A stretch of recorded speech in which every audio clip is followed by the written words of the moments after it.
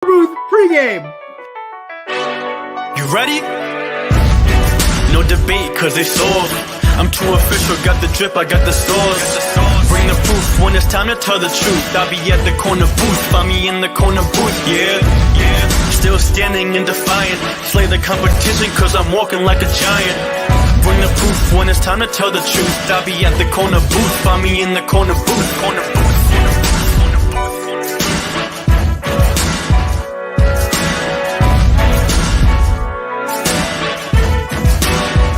I see myself.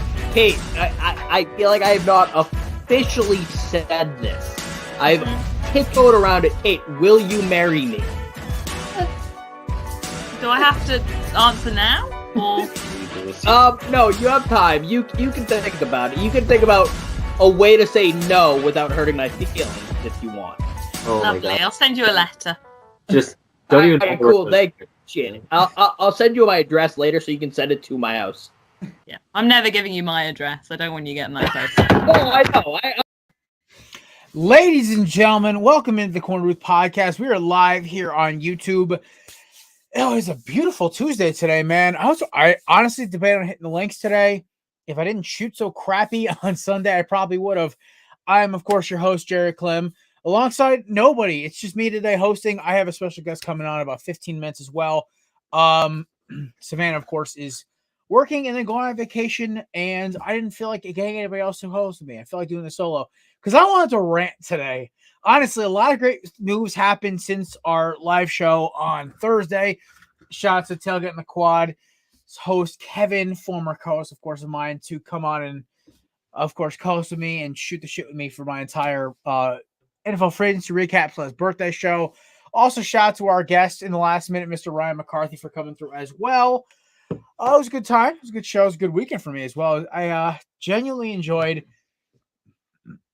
all the people stopped by, listened to the show, commented, hung out. I really did appreciate also the enormous amount of beer and whiskey I was gifted by friends and family. I may never have to go to the liquor store again except to return cans. Seriously. But that either way, a lot of stuff this weekend has gone down, even in the last 24 hours, I'd say. The biggest one off the rip is definitely Deshaun Watson to the Cleveland Browns. If you talk to anybody, I'd even say as of Saturday, even Friday morning or Thursday night, they were out. The Browns maybe had a 10% chance at max going into Friday. Out of nowhere, Watson, over $230 million and the most guaranteed money I'd ever seen in a quarterback contract. It's definitely something to behold. And honestly, you know what? Good for Cleveland. They're getting their quarterback. My biggest issue with it really has turned into what do they do with Baker Mayfield? And, you know, I'm going to talk about that in a minute. First off, Watson makes the Browns instantly the NFC North's second best team. I still think the Bengals are better. The Bengals' only issue, I'd say their only issue really is I just don't trust their secondary. They fixed their other problem, which was their offensive line. They went and got La'el Collins recently. I can't remember the guard they got. Alex Kappa. They got one other, I think another interior guy as well, and a tackle. So 4 starters total, which I thought was remarkable. Joe Burrow out here recruiting him like the Don. And my best part about hearing all this is that Burrow wants to win. They're not sitting on the fact that, we made the AFC Championship Super Bowl as a wild card team. No, they want the Super Bowl. Or no, it's division team technically, but they were like definitely the lowest seed division team. The Browns definitely, though, I think really with Watson at this point, like he's most likely going to play at least 3/4 of the season, unless it all depends on if Goodell, of course, chucks a suspension at him. But whether that's likely or not, I look at Deshaun Watson. The Browns is a solid 11-6 team that is going to beat a lot of teams because Watson is better at Baker Mayfield at basically everything. Maybe not play action. Baker is a pro at that, but you got to give the Browns some credit. I mean, I do think they need another receiver besides Dom Peoples-Jones and Amari Cooper. I love Njoku as a tight end. I love the running backs, but I do believe allergies that killed me today. I do believe that wholeheartedly the Browns need at least one more target. Maybe go get like a second round guy. And we'll talk, of course, draft picks. Good friend of the show and belly up draft. I guess I'm a draft expert at this point. This kid's been just putting in the work to earn that title. But our good friend Uke, he is belly up Uke on Twitter. If you no Uke on football, I have to ask when he gets here. But this dude's done like over 50 to 80 prospect reviews. So he's gonna come out and shoot top 10 draft grades today. Quarterbacks all the way. I mean, I'm not going to make this kid do kickers and punters. Who actually wants to hear that? But offensive linemen, defensive linemen, quarterbacks, running backs, receivers, all of it. We're going to fit it all into one show. Unlike last time where me and Kevin tried to squeeze it into two. Honestly, like one thing about this when I'm running solo here, no time constraints, kids. We're here for the long haul. So we are here for probably the next hour and a half to 2 hours talking draft things. Another thing happened, I believe, yesterday around 3 o'clock. Matt Ryan to the Colts. Now, the Colts are not going to win the AFC South in their current state. They need receivers. Michael Pittman Jr. is a great number 2. Or it could be even a great 1A. But they need to go get another guy. I don't know if that's go get Julio and hope he stays healthy. Go get a Jarvis Landry. I'm lost here. I don't know where they go from here. I really look at the Colts from the standpoint that they have one of the best rosters of positions that don't wow you besides Jonathan Taylor. I mean, they probably could use another corner after they dumped Rocky Sin to go get Yannick Ngakoue. But honestly, I think the Colts are probably, with Matt Ryan right now, are a 10-7 team. And they're a wild card spot, but they still don't beat the Titans. I think the Titans just, after getting Bobby Trees, my dude Rob Woods, I think they're just a much better roster. But I think this all depends on, I mean, the Colts could have, like, this is a very deep receiving class we're going to talk about in a little bit. I actually just watched, I think, my 50th prospects film today. So hopefully that puts me in enough. I mean, I also skipped guys who I watched a lot in college. I mean, I watched like 10-second, 30-second clips, but I saw enough. And I'll talk about that during the show when you gets here. But basically, it's going to be a weird dynamic because now Baker Mayfield's out of a job. You have Pickett, Willis, Ritter, Sam Howell. Oh my God, Carson Strong. I am blanking on somebody's name right now. Oh, my boy, Matt Corral. All who could possibly get some playing time, maybe not starting, but you're talking about possibly Kenny Pickett starting in Carolina if they draft him. I'm like, oh boy. I'm sorry, I'm not a big fan of Kenny Pickett's. I had to watch him for 4 years at Pittsburgh, or 5 years actually, technically. But I watched him play against Miami for 5 years because they're in Miami's division. Pittsburgh, that is. I think he's a good quarterback, runs well. The fake slide thing definitely irritated me. I was like, kind of hoping somebody cleans his clock a little bit after that one, but this is kind of a dirty move, pretending to slide and, the whole quarterback's a protected thing and then go. That's a whole long story. I think I talked about that in the episode from December 15th or whatever, whenever they had the championship game against Wake Forest, I believe. I can't remember, honestly. It feels like ages ago, the bowl where we had championship weekend. My Eagle son, Zach Pascal, which I was talking to somebody about this. I said, listen, I would have loved to get Julio or Robert Woods, but listen, we know Devontae Smith is our number one. Quez Watkins is fun. I would love for him to get more targets because he's just, every time he gets the ball in his hands, he does something awesome.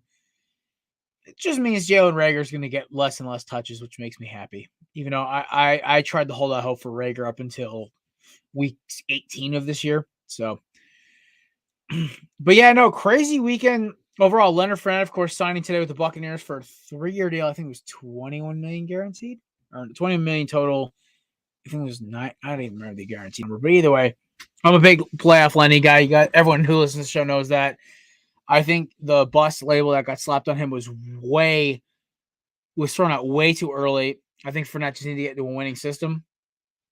So definitely think he, I think this is just the best fit for him. I would have loved to see him go to Buffalo, but of course, they sold the farm for Von Miller.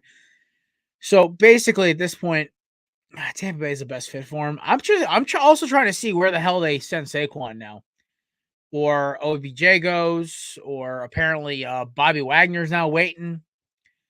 Tyrann Mathieu isn't signed, and it's interesting. I mean, our team's just going to wait till the draft, or not teams. These players are going to wait for the draft. I think Saquon, of course, obviously, because he's going to get traded. But I think a lot of teams need to wait for the draft now because now they can kind of negotiate. I feel like the Giants will try to move up or move back and use Saquon as a trade piece. I don't know. That's why tonight's going to be fun. I'm excited. I'm actually doing my first mock draft tomorrow, I believe. I'll be doing one. Not live, obviously, because that's just boring. But I'm definitely looking forward to, actually getting nitty-gritty doing the prospects. Everyone knows after that first year me and Mark did them, I refuse to do one before free agency's basically over because, everyone's talking about a team my Eagles, for example, right? Everyone's like, oh, they're going to take Chris Olave with their first pick. And I'm like, they went and got a third receiver. I'm not saying Zach Pascal is better than Chris Olave because that's just not right now. I think Pascal at best is a 3 receiver. He's fast, but that's about it. Good hands. Surprising. I was watching his tape yesterday, but I think every team is going to be a wild card anyway because I thought the Saints were out on running backs when they signed Adrian Peterson to go with Mark Ingram years ago, and then they go and get Alvin Kamara in the 4th round of 2017. So it really just comes down to how nuts are these GMs and who's going to stay with the quarterback. Speaking of quarterbacks, we talked about this already a little bit, but Baker Mayfield, I don't know where he's going to go. I would love to see him in Houston, but I don't think that Lovie Smith is going to want that headache when Davis Mills showed a lot of promise last year. I'm not going to lie. I've been a Davis Mills supporter for most of the time he was in Houston. I think he's a very solid prospect. I think he honestly played very well for circumstances. And now he's going to get the full-time starting spot. So I honestly do believe wholeheartedly that Davis Mills in Houston. So that just leaves where the hell is Baker going to go? I mean, unless they cut him, he's not going to Pittsburgh, who's the only place I'm thinking in my head of places that need a quarterback now. I'd say Pittsburgh. Because I don't know if they're really going to go with Mitch. Carolina, which honestly might be a decent fit for Baker. Seattle, I don't know if they're going to go through Lock or not. And then after that, everyone's got a guy they kind of would rather have over Baker. It's a weird dynamic this year. A lot of backups, like Marcus Mariota going to Atlanta. That's the other one I kind of skimmed over with Jameis going back to New Orleans as well. I mean, Atlanta's probably going to go get a quarterback, but they're not going to start him. Mariota's probably going to be the starter at least for the next year or two, unless he has an all-pro caliber season. Then they just trade the draft pick or trade. It's a lot of these teams are in these weird 2-year deals with quarterbacks. I think Winston, Pittsburgh, with Mitch, and Atlanta with Mariota. I honestly think they're all making the right idea because next year's quarterback class is freaking loaded. So Pittsburgh has an average year. Oh my God, you have a loaded class next year with Stroud, Van Dyke, and of course the reigning Heisman champion, Bryce Young. My biggest thing is I truly look at everything with these quarterbacks. And one of the guys, I'm going to talk about him later, I think has the potential to be the best quarterback in this draft class. And he's not even on my counterparts board, according to his messages he sent me before. So we'll definitely see about that. You should be hearing about, I'd say 2 or 3 minutes. But I'm just, this NFL season's gonna be fun. I honestly think there's been never like a way the quarterback carousel has like swarmed around. I do want to give a quick shout out to my North Carolina Tar Heels for punching Baylor in the teeth for 3/4 of that game.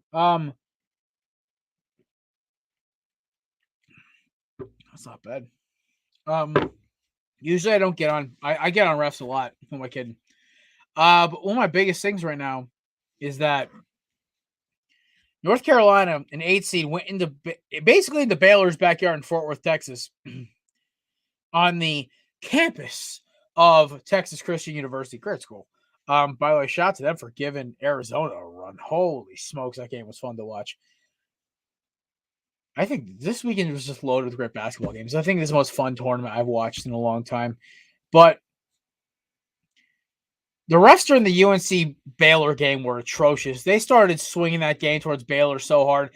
And I think it was Jeff Rosen. I think it was Jeff Rosenthal. God, his name is going to escape me right now. But he was on McAfee yesterday. Or no, Rich Eisen today. Yesterday. And they were talking about everything when it came to the reffing issue in college basketball, where I watched my Tar Heels almost blow a game. Well, one, because, our best player was ejected for a really wasn't a flagrant one, but was a flagrant one, but called a flagrant two, kind of. And then, of course, you had guys fouling out left and right and all the other BS that is encompassing college basketball. Either way, this has been such a fun tournament. And, even the St. Peter's dynamic, which is hysterical because they need one more win. My Tar Heels need one more win. And we're staring down a healthy St. Peter's versus North Carolina matchup in the Elite Eight, which would be hysterical. But I am definitely up for that. But joining me now to talk a shitload of NFL draft coverage, we're going to start off, of course, to do top 5 rankings. And then we move our way up as, of course, me and some special friends will be doing mock drafts in about 3-4 weeks. I'll do my first one tomorrow, obviously, because I'm a man who makes the commitment. Join me now, belly up draft expert, a man who I actually had to double take when he wrote his name. He wrote his name because I thought his name was Yuri from like No Russian and all that Call of Duty stuff. This man is a draft expert, if there is one, at Belly Up Sports. Over 50 prospect articles written. I may school him on one quarterback tonight because I have a hot take about this quarterback class. Joining me now, please welcome my friend, new to the program, Uke. What's up, buddy? How we doing? How we doing? Nothing I love more than being called a draft expert, man, for sure. Listen, I'm going to give credit where credit is due. When I talk draft with people, usually I get super nerdy about because I love watching tape on college prospects. First of all, I love college football. Besides football itself, it is my favorite thing to watch. I love the emotion of it. I love the players. I love seeing those prospects. And the development of it's incredible. One thing I love about the draft is I love free agency's fun, but it's just dollars and cents. But seeing how these rookies can develop in a system is the best thing ever. And I know you've heard this stat 1,000 times. I think now that Goff and Wentz I think Dak is the only player drafted before 28, besides Kyler Murray, before the 2019 class or 18. No, I think it's the 17 class back. 16, 15, whatever it is. Up until 2017, there was no players besides Dak Prescott who are first-round pick quarterbacks who have stayed on the roster or something ridiculous like that. Really? But then you think about it. Wentz, he's now on his third team in 3 years. Jared Goff is now in the Lions. You go back even farther, Mariota and Winston are both on different teams. Mitch Trubisky, not on the same team anymore. Deshaun Watson's now gone. He's in, of course, Cleveland. And Baker Mayfield's gonna be. You go back even further. Even Sam Darnold's second team. It's starting to be fun to me, Uke, that I look at all of these quarterback prospects. I guess because we're gonna start talking quarterbacks in a minute, but Sure. Drafting a first round quarterback anymore just seems like not a death sentence, but unless you hit a home run, it's gonna be a fly. It's not gonna work now. That's the way I got to be honest with you. I don't think the hit rate is lower. I just think that the patience in the NFL is way shorter. None of the owners have patience to mess around with developing these, young upcoming talents. Guys like Tua, who I think he's not that bad. I mean, I didn't like him coming out of college, but I don't think he's that bad. I think you can develop him into a good quarterback. It's just these owners, these coaches, they don't have patience for these quarterbacks anymore. The fans are way more, with Twitter and social media. It's like, and all these opinions flying around. There's no time to develop these quarterbacks. So if you're not amazing, if you're not Patrick Mahomes, Josh Allen, Lamar Jackson, Joe Burrow, one of those guys in 3 years, then you're done. That's it. Career over. Well, it's the whole microwave era. Think about it. Like, this is why for my team, Philadelphia, I'm almost kind of happy we made our quarterback sit for 12, 15 games. Because he got to sit back and watch. I'm a big Birds fan. He got to sit back and watch Carson show you not how to play quarterback. So, and you look at Mahomes, he sat behind Alex Smith, one of the best pros of the last couple generations. You look at Justin Herbert, he doesn't count because he got thrown into service because the doctor for the Chargers has the accuracy of a drunk cowboy with a needle. Also, like week 2? I don't think it was week 2 against the Chiefs, and he came in. But then again, that was one of my claims to fame as a draft analysis guy. Is like I said, Herbert was going to be the best quarterback in that draft by a mile. For real? Wow. Oh yeah, I did not buy this to a hype. I said Burrow was going to be great, but Burrow's recklessness was going to get him killed. Wow. I gotta say, not to toot my own horn here, but my quarterback analysis over the past, I think 2-3 years has been spot on, except for Justin Herbert. He's my huge whiff. I watched him and I didn't like him, but it's a big learning experience, and you got to learn from your whiff. But so here's the one thing that I always understood about Herbert. One, he's had 4 different OCs in 4 years at college. That should have told you everything. The fact you still put up good numbers with 4 different offensive coordinators, you get that in the NFL. You don't get that in college generally. So that's what really stuck out to me. I'm like, this kid, regardless of the offense, regardless of the system, could put up numbers, be accurate enough, and make good throws. What blew me away was his arm strength. I was like, holy crap. This dude has like Josh Allen, like flick it and it goes 60 kind of arm strength. So I was like, okay, I'm sold. There's a kid like that in this draft class, by the way, and he's not on a lot of people's boards.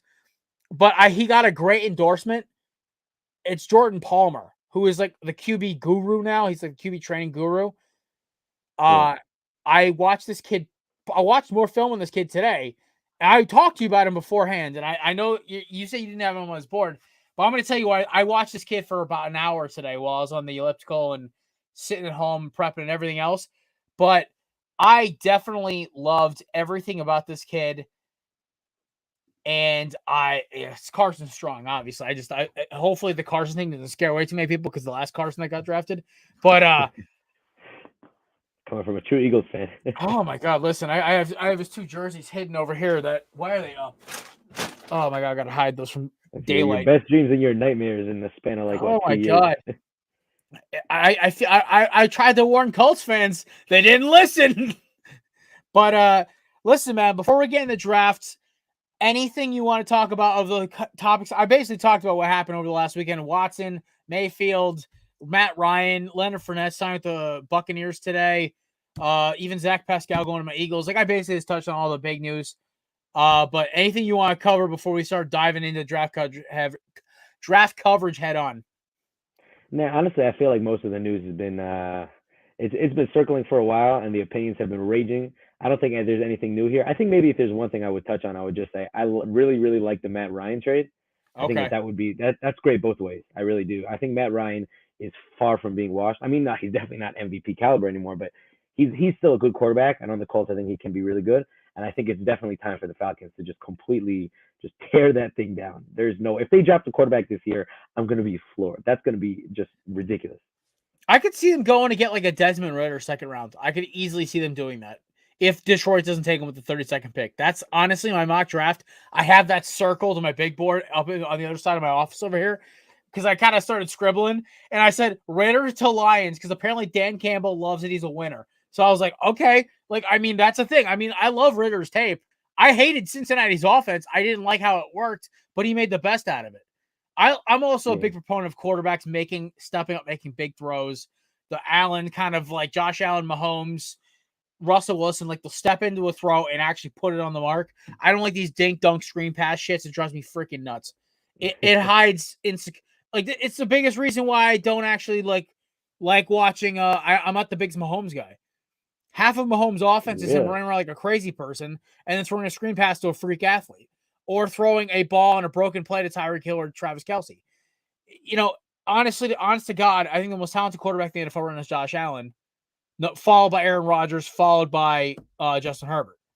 I gotta agree with you on Josh Allen, but as a Ravens fan, I'm a big Ravens fan.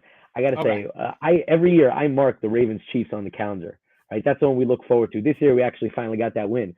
But watching those games, it's just you're with Patrick Mahomes on the field. The play is never over. The drive is never over. On 3rd and 15, he just pulls out these ridiculous throws. He's 3rd and 15. You got him under pressure, scrambling for his life. 10 yards behind the line of scrimmage, pulls off this laser dart throw. It's just like 20 yards down the field. Wild. He's just on another level. That guy. You know what? The one thing about Mahomes that drives me nuts, and I think this is why I also am not the biggest fan of his family. Obviously, I despise his brother. I'm a big Miami guy for Yeah, who every likes him? sport Who except likes him? basketball. And Sean Taylor is like a legend to me. Like I look at Sean Taylor like a saint of football, and this dude's dancing on his grave, and I wanted to smack him with a brick. But it's like, and of course, you know, Patrick Mahomes' wife is just one of the most irritating people on the planet. So Yeah. for me, I look at Mahomes, all that, and the fact that he's such a bit like he's almost Brady bad about complaining about getting hit. But yet he runs around like a psychopath with his head cut off trying to make a play. He should know once you guys out of the pocket, your protection kind of drops a little bit.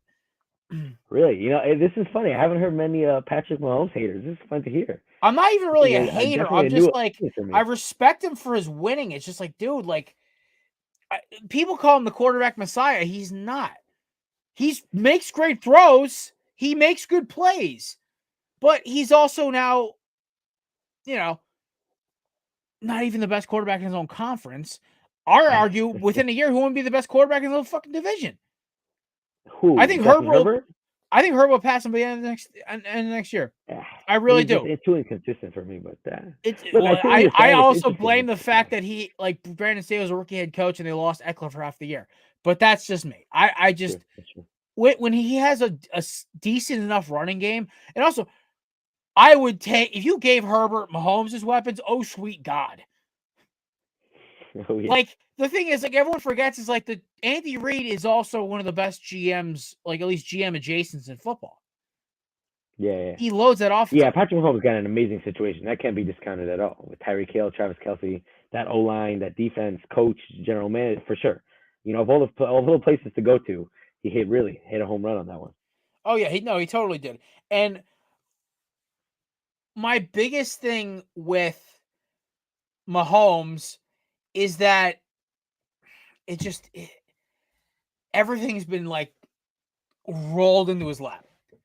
Oh, he's a hard worker and he busts his ass. He's a great player, but it's just like, I love the Herbert, the Allen stories, even Aaron Rodgers to a certain extent, because the whole Packers dynamic is just something I don't even know anymore.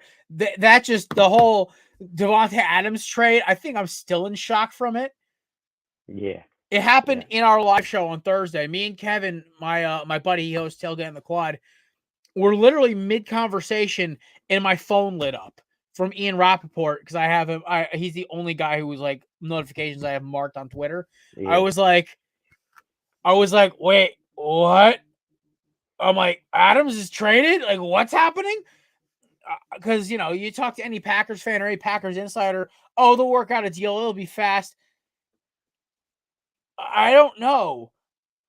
After the fact, it's amazing they got that much for him. It turns out that he did not want to play there, and the only place he wanted to go is the Raiders. Usually, when you have like a one destination trade especially with the player that doesn't want to play in his current home, like you can't even get a first for that guy. How many did they get? They got two firsts for him, something like that, and like plus more. It's the Packers. I think that people are hating on that trade, but I think they really got by far the most that they would be able to get from that really crappy situation. Like, kudos to the You want Packers. my honest opinion about it? I think both teams won. It's going to sound so cheesy, but both teams won that trade. In my honest to God opinion, I'd rather, if I'm the Raiders, I get my true number one receiver. I get a guy who Derek Carr trusts and will make those ridiculous throws to. And I just think it's going to be great. I really do. I honestly, like, love the fit. I think it gives the Raiders a bump, honestly, to possibly be the last wild card team in the AFC again, possibly knocking off the Broncos. Because I'm not going to lie, the Broncos still the fit doesn't like perfectly settle with me. We'll see, obviously, in the draft what's going on. But the Broncos, to me, aren't a home run like everyone says they are. I think it's really going to come down to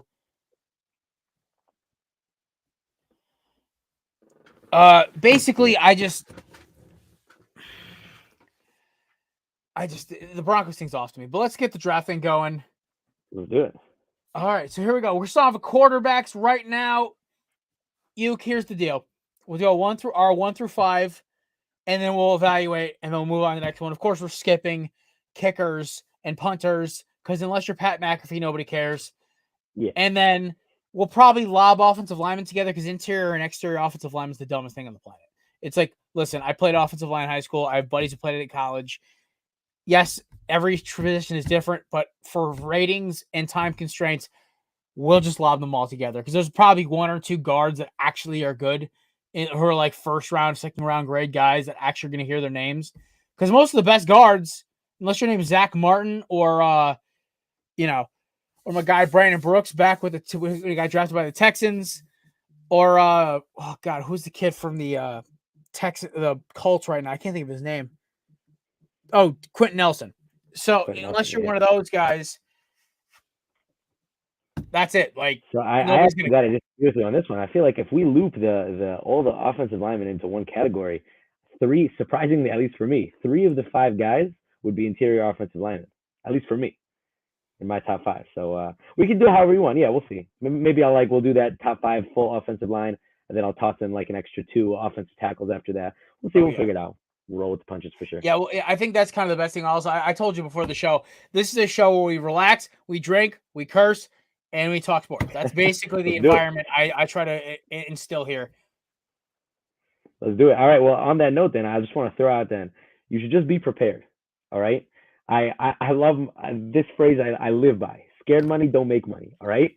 When I make these rankings, all right, we got to be prepared in advance that when you take like the consensus big boards, the consensus rankings, some of these guys are going to bust, and we're going to look at them in 1 year, just 1 year from now or 2 years from now, and think, how did we even consider this guy a top 50 talent? Some of these guys are going to be low on our boards, and they're going to explode onto the scene, and they're going to be NFL superstars. And to try to stick as much as we can to the consensus and assume that that's like going to be the most correct thing, I feel like that's just bad practice. So I'm warning you in advance. There's going to be some of these guys. I love wild way crazy. My first mock draft I did for Belly Up 3 years ago. It was the DK Metcalf, AJ Brown draft. I said, and I quote, the 2 best wide receivers in that draft class were DK Metcalf and AJ Brown. I took Metcalf at 7 to the Lions, ignoring everybody about Hawkinson. Wow. I said, listen, Metcalf is a game breaker. They just lost Megatron 3 years earlier or 2 years earlier. They need one back. This kid's the closest damn thing. I also said AJ Brown was the best fit for the Patriots. He's a route runner with with enough game-breaking speed to make a big move.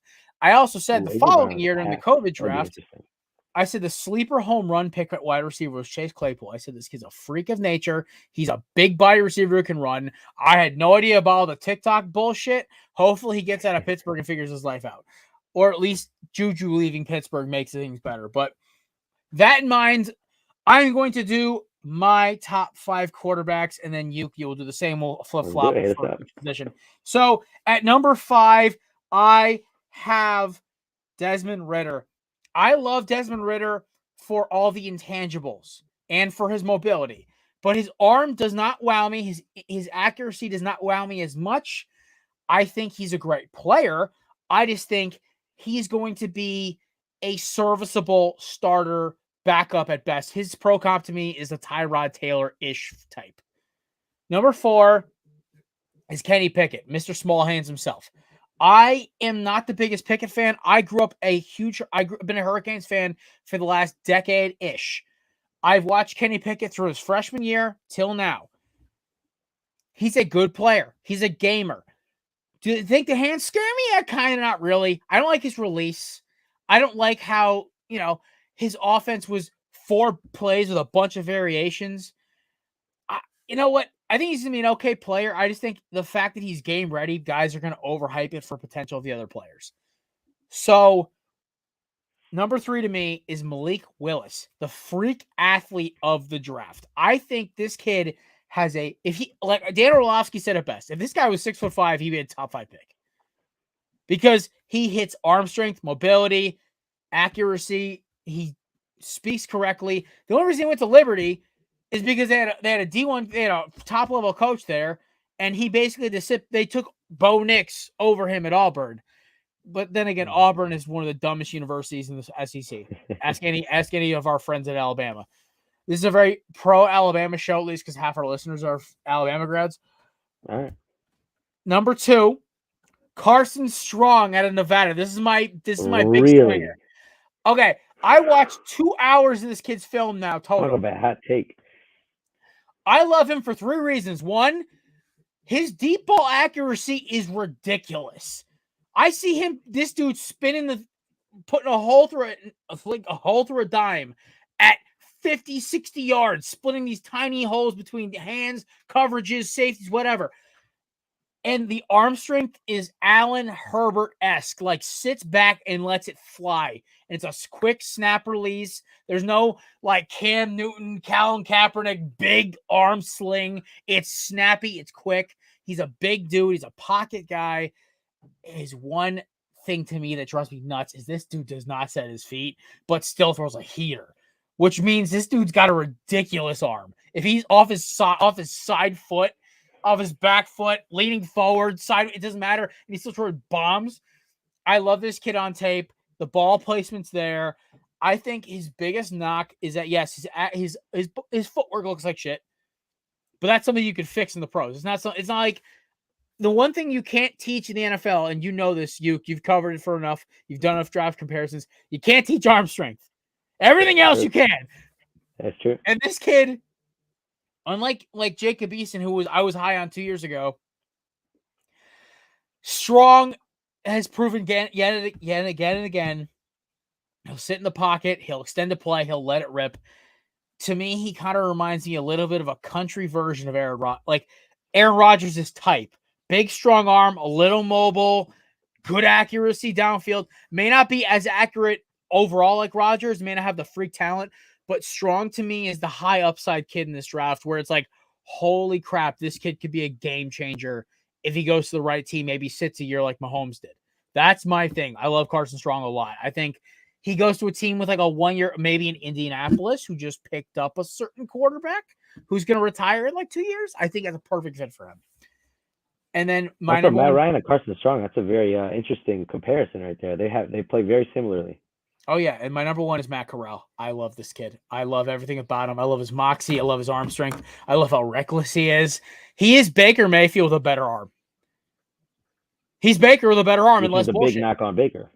Well, yeah, no, Baker has a B+ arm. I'm not even going to act like he doesn't. Like, honestly, I take Jalen Hurts' arm strength over his now. Because here's the thing, is like, Jalen Hurts can get in the gym, put on 15 more pounds of muscle, and throw the ball 10 yards farther. Baker's shoulders are shot because that Cleveland offensive line his first 2 years put some mileage on his tires. I love Baker's chip on his shoulder. Don't get me wrong, but like Matt Corral to me is what Baker Mayfield should have been. Like how everyone thought, like I always make the joke, Justin Herbert is what we all thought Carson Wentz was going to be. Okay. Well, most of us thought Carson Wentz was going to be. It's the same thing with Matt Corral. Matt Corral got kicked out of a private school for punching Wayne Gretzky's son in the face. Automatically love this kid.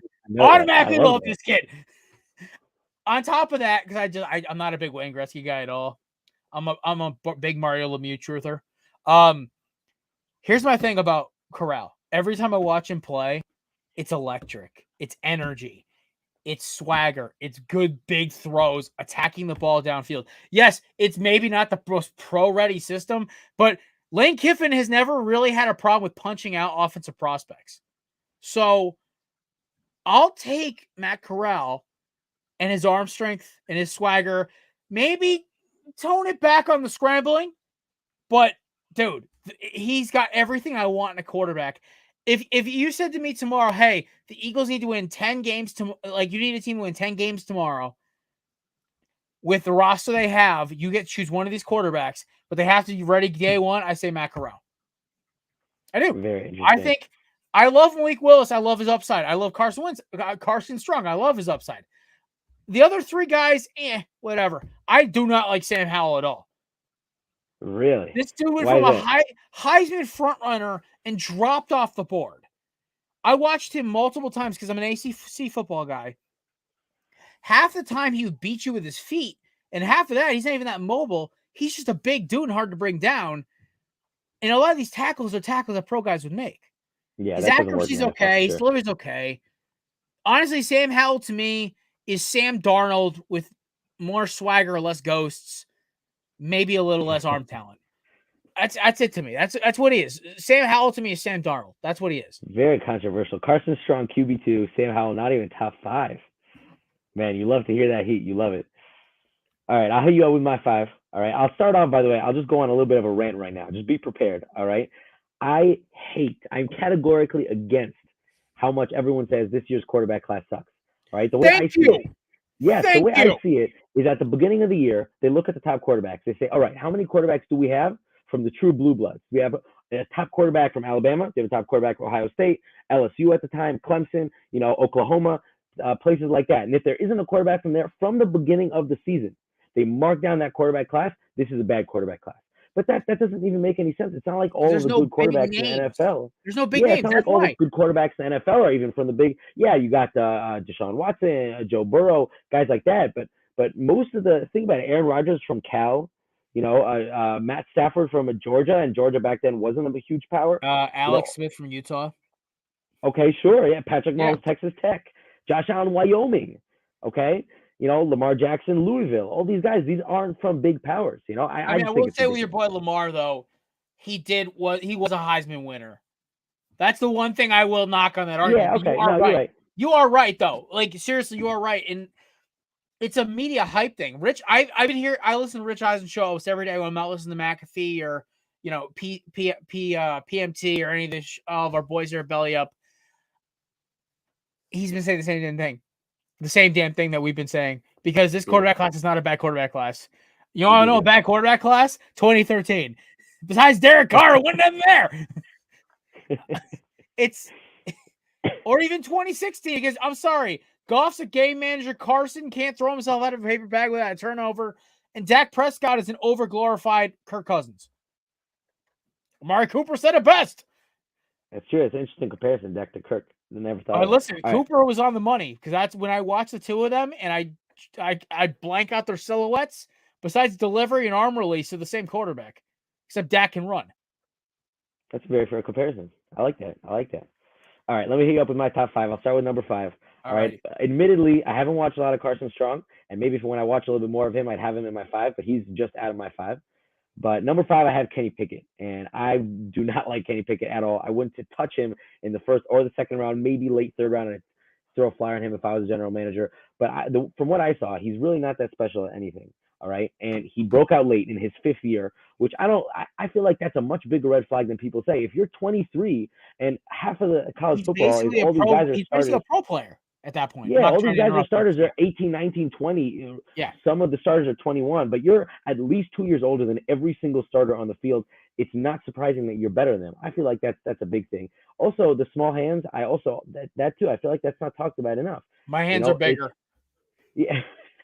That's wild. But everyone's saying that, like, oh, Michael Vick had small hands. Joe Burrow had. So first of all, Joe Burrow's hands are like at least half an inch bigger than Kenny Pickett. Michael Vick also ran a 4.4 and had a bazooka for an arm. Exactly. Michael Vick was just ridiculous in so many other ways. Kenny Pickett is not special at anything to overcome these tiny hands. I am not a Kenny Pickett fan at all. So we agree on that one. Yeah. But we're about to disagree a little bit over here, especially with my QB1. I'll get there soon. My QB4, I have Sam Howell. I like Sam Howell. Unlike what you said, I'm not huge on him. I don't think that he's amazing. He's not special enough. I don't like these consistently accurate quarterbacks. For me, Sam Howell has amazing accuracy, but that's really it. I mean, he's tough and he was good.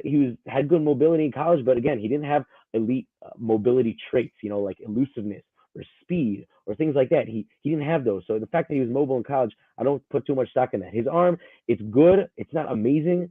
It's just really just his accuracy and his toughness, and he reads the field very well. But these consistent guys who are accurate and they read the field well, guys like Tua, guys like, Jimmy Garoppolo, Kirk Cousins, are those guys those aren't guys that you want to draft because every year if we talk about like Minnesota, San Francisco before they got Trey Lance, all these teams we talk about them. When are they going to get the guy to take them over the top? Why would you draft someone in the first round who you're already setting yourself up for that annual?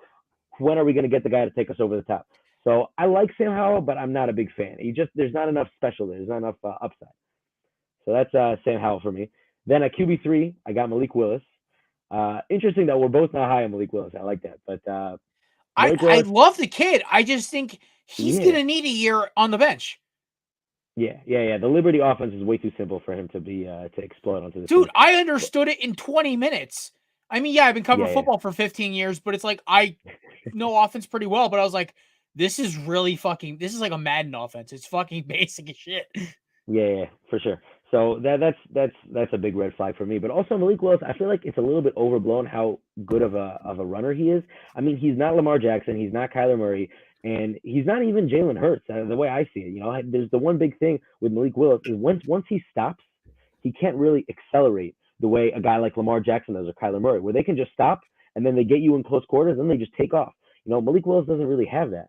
So I'm a little bit concerned about his running ability. And the thing is, if you're not that good of a passer, he can't read the field well. He has some amazing throws, but he has so many throws that are just so wildly inaccurate that in order to get over that, in order to really look at him and be like, this guy has crazy upside, he needs to be an elite runner like Lamar Jackson, and he's just not. He's very good, but he's not elite. So I don't know how much I trust Malik Willis's upside. I like him. Again, good upside, and this whole off-season process for him has been really, really good. And like he was my QB4, I think, or even QB5 at the beginning of this process, and he's slowly risen for me to QB3, and I like him, but I just there's too many things I'm worried about here. So that's my QB3, and then on my top two, and this is really like my top tier. These are the two quarterbacks I love. I think they're gonna take it home. They're gonna be the next NFL superstars. I'm gonna go QB2 is Matt Corral. I also, just like you, love Matt Corral. He's just. This is going to be a little bit of a crazy comparison. I don't think he's the same as Patrick Mahomes, not in any way at all. But a lot of his game is very reminiscent of Patrick Mahomes. The way he just can scramble out of the play, and he is such an amazing improviser. The play is never over. There's no area on the field that he can't attack at any point in the play. It doesn't matter how long the play has been going. He is just a constant threat. So I really like Matt Corral. The one thing I don't like about him is that he's just ran way too many RPOs. I'm not sure about how complex of an offense he ran at Ole Miss, and his accuracy is a little bit inconsistent. But again, I love Matt Corral. I'm not gonna put that let me lower his draft stock too much. And then the one guy, and this is my QB1, and I gotta say Matt Corral was my original QB1. Okay. But throughout this offseason, this guy has just been rising for me. I just fall in love with him. I love Desmond Ridder. He's the guy for me, and I'll tell you why. When I watch him, he reminds me so much, and let's put the legal issues aside for a second. He reminds me so much of Deshaun Watson, where I see Desmond Ridder, and he is a winner. He won 44 games in Cincinnati. That's huge for me. And he has I thought he had a big arm. He's mobile. He ran a 4.52. That's huge. His hands are massive. All right, he has bigger than, I think, 10-inch hands, which is big. That really helps translate his arm strength to the NFL. And then the one big issue was his accuracy. He has such wild accuracy. Now, he had some great throws, but he has such wild accuracy. But then he goes to the game against Bama, where I was expecting him to be terrible. I thought he looked really, really good in that game. He ran a quick pass offense where he made the quick reads, hit the quick slants, and always picked the right guy. I love the way he reads the field. I love the way he improvises. I love his mobility, his arm strength. I love Desmond Ridder. He's my QB1. I got to be honest with you. He's even one of my top 5 prospects in this draft. I actually might flip. I'm going to flip Pickett and Ridder. I might even flip Ridder above Willis, honestly. I love Desmond Ridder. Don't get me wrong. I love Desmond Ridder because I love him as a winner. Like you said, he is the Deshaun Watson thing. I'm like, I got more of a Russell Wilson vibe off him than I get Deshaun Watson because of the big hands. Because I think he'll go a little later in the draft. I think if the Lions draft, I think also if the Detroit Lions pick him at 32, he will start by week 7, and he will lead into a playoff berth in the NFC. I don't doubt it. Well, here's the thing: is like I also think the Lions are my sleeper team to make the playoffs this year because one team is going to miss the play. I think honestly, Dallas got worse, Philly got better, but then the rest of the NFC kind of stayed stagnant.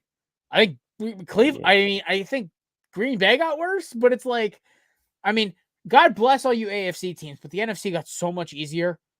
That's why Brady came back. He's like, I can basically hit on cruise control to the title game. Yeah, there aren't 7 teams that are locked in for the playoffs, not by any stretch. And the AFC's the other way. There's like 9 teams that deserve the playoffs, Oh and my god! some of them are going to miss it. I did a mock playoff scenario the other day. I was like, holy fuck!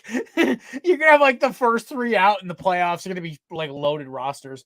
All right, we're doing running backs here. This is where I get. This is my down and dirty. I love running backs here. All right, running backs I think are making a comeback. I think the NFL has gotten so pass heavy that having a running back be able to control clock is so essential. Look at the 2 teams that made the playoffs. Both were excellent running the football. One did it by committee, Los Angeles, and one had a top 5 running back and top 5 rusher in Joe Mixon, Bengals. So, with that in mind, here are my top 5 running backs. Number 5, I'm going off book here. I am talking about out of Arizona State, Rachaad White. I love this kid. On tape, if you love him, why is he at 5? he's at 5 because the I have him much higher. Rusty's running backs are loaded. This dude's a sleeper. He's probably going 3rd, 4th round. I like him over Dalvin Cook's brother for one reason. Dalvin Cook's George's running style. Actually, no, I have James Cook at 4. Sorry, I flipped them. Forgot. I love him over the kid out of Notre Dame. I wasn't a fan of his completely. Dalvin Cook's running style. Not Dalvin Cook. Jesus, Rachaad White's running style is such a copy of LaShawn McCoy meets Le'Veon Bell. It's patience, it's quick movement, it's acceleration. He doesn't have game-breaking speed, but he can get downfield because he's just making dudes miss, and he's keeping himself away from contact or breaking contact. He's just so shifty. And, I mean, he's not going to bust a 99-yard run like a Chris Johnson or a Tony Pollard or any of these speed guys, but he has this ability to just get yardage and move the chains. Even a decent receiver. Blocking, I wasn't impressed, but then again, it's the Pac-12 who actually blocks at the running back position. But love the kid. I honestly think he's a sleeper running back in the draft. Then number 4, as mentioned, James Cook. Listen, Gene's saying everything. Georgia won the national title with 2 great running backs, and James Cook is faster than his brother and just as big. Everything I've seen about this kid in the right downhill running offense, I know he's not going to Philadelphia, but like a Philadelphia where it's just all downhill zone reads, or Jacksonville now that Peterson's there, downhill power running. I think James Cook would be like that kind of system where it's a lot of just gap A, gap B, gap C, go. There's no like zone read. There's none of that crap. He's just a downhill guy. I love him for that. Number 3. This is where I get a little interesting. I like Isaiah Spiller. I like his upside. It's just A&M to me this year was kind of a disappointment as a school. Oh, big time. Except for when they beat Bama. That was exactly. Can't forget that one. Can't forget that one. But Spiller to me never really popped. He looked fun. He looks like a fun running back, but he never took over games. These next 2 players above him took over games. That's why they're ranked higher. Number 2 is Breece Hall out of Iowa State. This kid is a mammoth with a V8 engine strapped to his back. Ran a sub 4.5 and is over 220 pounds and 6'1". That is a bruiser with some speed, a la Leonard Fournette, I'm not saying Derrick Henry because Derrick Henry's an Asgardian living among men, but I love Breece Hall. I think he's going to be great in a bruiser system. I would love to see him in a place like Buffalo, where they need they need a grinder back, or maybe even to Philadelphia, who just let Jordan Howard walk, and needs a number 2 back for Miles Sanders' shiftiness. Number 1, I watched this man dominate games when they actually gave him the ball. Kenneth Walker. He's a freak. Okay, just downhill runner, good speed, good shiftiness, can get the ball out of the backfield, takes over games. Gives me a lot of Jonathan Taylor meets, like, I'm talking type here. I'm not saying he's going to be Jonathan Taylor. I can't reiterate that enough because people get on me for that. Jonathan Taylor with a little bit of shiftiness, I would say Chase Edmonds, where it's a little shiftiness, a little bit of catch the ball, but can get downhill, lowers the shoulder, and has the speed to break it away. I think it's a very power back heavy class this year, which is kind of nice. I like power backs. Power backs move the sticks. Yeah, Kenneth Walker's my number one. I've watched this man break my spirit as a Hurricanes fan when Michigan State played us. And then I watched him beat Michigan single-handedly, That was the Big Ten ridiculous. champions. So, not single-handedly. I mean, like their quarterback, like good throws. But this man was a game breaker in that game as well. I'm not a big Kareem Williams guy. I gotta watch more tape on him. Honestly, I watched one game. I watched two games, two all 22 films, and it was games Notre Dame won, and I was like, he's okay, but it's like he doesn't pop off the screen. If you want to be a running back that I like, you gotta pop off the screen. Like when I'm watching your highlight tape, I gotta be like, holy shit, this kid can run, or this kid can lower his shoulder, this kid can move. I don't see the Kareem Williams yet, but we'll see. I've been wrong many times before. What do you got? Very interesting. I just want to say I love that you're putting Kenneth Walker as your number one because that's going to make this way more interesting for me. I'm just going to start off. I'm going way against the grain here. Kenneth Walker is not even in my top 5, and I'll tell you why. Okay, the big concern for me, and there's a lot to love with Kenneth Walker. It's hard to watch him and not, like you said, not see him pop off the screen. You know, with his vision, his burst, his explosiveness, his speed. I actually didn't think he was as elusive as everyone's making it out to be. But he was very elusive and all those things. He dominated games. But there's one thing that I just can't get over with Kenneth Walker, and that is he's very small. He's 5'9", sub 200 pounds. Okay, and he can't block or catch the ball. He's not a receiving back, and he can't block. So he's not going to be in on third downs. And how are you going to have a 5'9", sub 200 pound bruising running back on early downs? That just doesn't work. So what role are you going to generate for him at the NFL level? Was he good in college? Absolutely. You know, he was in the Heisman conversation. But on the NFL level, how many early down 5'9", sub 200 pound running backs are there in the NFL? I don't think there's even one. And I can't imagine him being with that size and being successful with his running style. I just don't see it. Kenneth Walker weighed in at 5'10", 210. 210. Yeah. My bad. Then I was misremembering that. Maybe I'll raise him a little bit, but still, I just think he's 5'10" and he's an early down running back. It's just he also, if you watch him play, he plays way smaller than 210 than the other guys who play much bigger than the guy like Breece Hall, guys like Isaiah Spiller, who they just play like massive players. Kenneth Walker, he plays like more of a smaller, more finesse running back, explosive. Yeah, he bursts off the screen, but he's a little bit smaller. He's more finesse. I can't imagine a role for him in the NFL where he succeeds with his play style. Fair enough. My one thing about Walker is just he's a nightmare in the secondary. If he gets to that first line, it's a wrap. Yeah, absolutely. But my problem is, you know, especially if he's not a receiving back and he can't block, a lot of teams are also going to gravitate away from him. You know, because who's going to want to draft a running back in the second round who you can't put in on passing downs, especially now in a passing league? You can't put him in on passing downs. And then if he doesn't get, you know, good draft capital, teams won't be as inclined to give him a big, heavy workload. Who have a pass catching back but need a game breaker. I don't know. I really don't like any running back that goes to the Dolphins with their offensive line. I mean, Mike McDaniel has the best runs a run heavy offense. So honestly, yeah. Well, they got Raheem Mostert, so it looks like Mostert might be the early down guy. That running back room is messy, and they have Chase Edmonds too. That running back room is messy. So that's going to be a guy. Either that running back room is going to be impeccable with Mostert's speed and Edmonds' shiftiness and receiving ability, or it's going to be terrible. There's no in between. Yeah. All right, so keep going. Sorry, anyway, so Kenneth Walker, he's not even in my top 5. I feel like that's my big call of the of this draft. Anyway, so number 5, RB5, I have Kyren Williams. I really like him. I feel like he is just when you watch him play, he's a very natural football player. You know, it's so obvious that he just understands the game better than anyone else on the field with him at the time. When he has the ball in his hands, he is so methodical with the way he plans his runs and how he gets to any place on the field, how he deconstructs the blocks and manipulates defenders crashing on him. I love the way he plays. If he had a good combine, if he even had an above average combine, he would probably be, you know, my RB2 or even my RB1. But his combine was just so bad, you know, and he already didn't project as such a great athlete. There are too many question marks with Kyren Williams. So I have him as 5, but I definitely don't think he's a bad player. I really love the running back class. So Kyron Williams is definitely. I would not be shocked if he went, or well, not now, but as a GM, I would be willing to spend an early third round pick on him. Number 4, and this is a little bit out of left field, but after the combine, I had to go back and look at the tape on him, and I really like this guy, Pierre Strong Jr. from South Dakota State. All right, this guy, he is.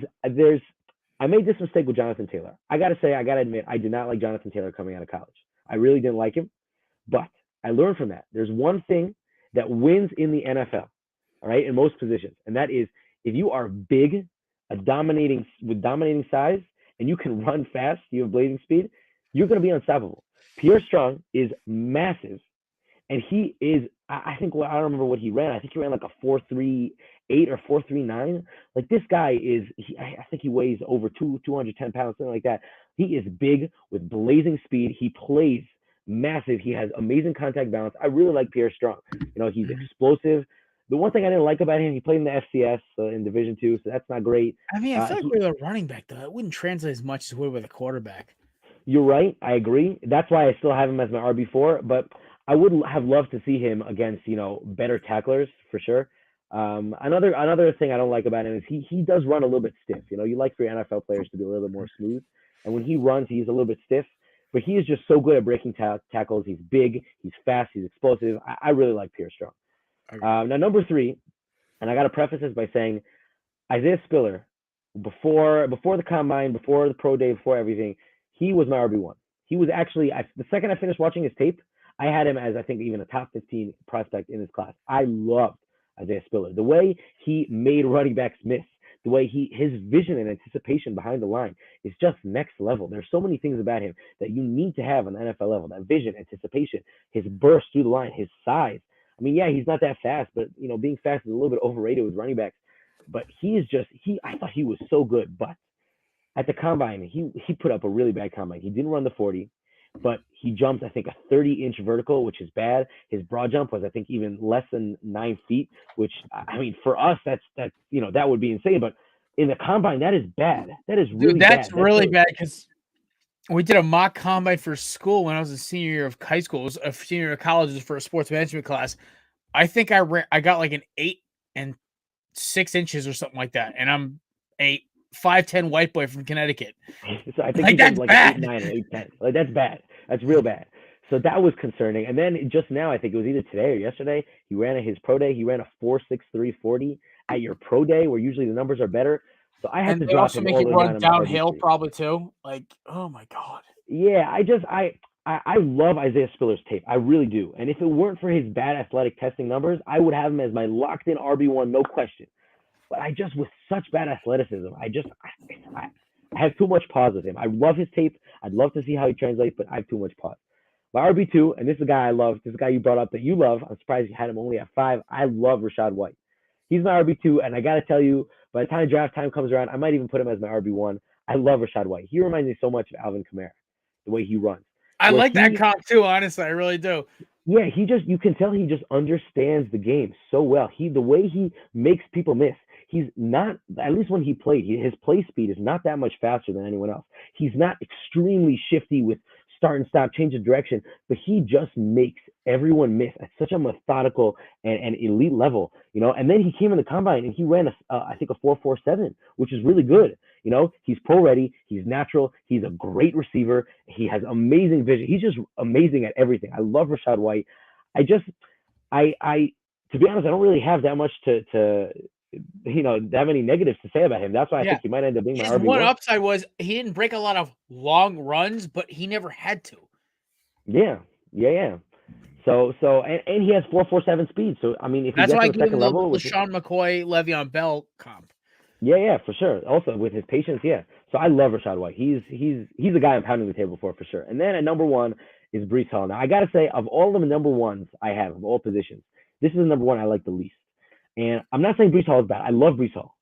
But although he dominated games, there was very little that he did that I was just blown away by. Where it wasn't his elusiveness. He didn't have. Yeah, he's big. He runs very well. He's good vision, good anticipation. Good burst, good elusiveness. He's just very good at everything. But he just didn't blow me away enough. So, and with his crazy athleticism at the combine, I have to put him at 1. But I'm not going to say that this guy is like of all my number ones across all positions, this is the one that I like the least, and he might end up dropping to my two the more I fall in love with Rashad White. That's going to end up happening. Yeah, I'd say it's pretty accurate, honestly.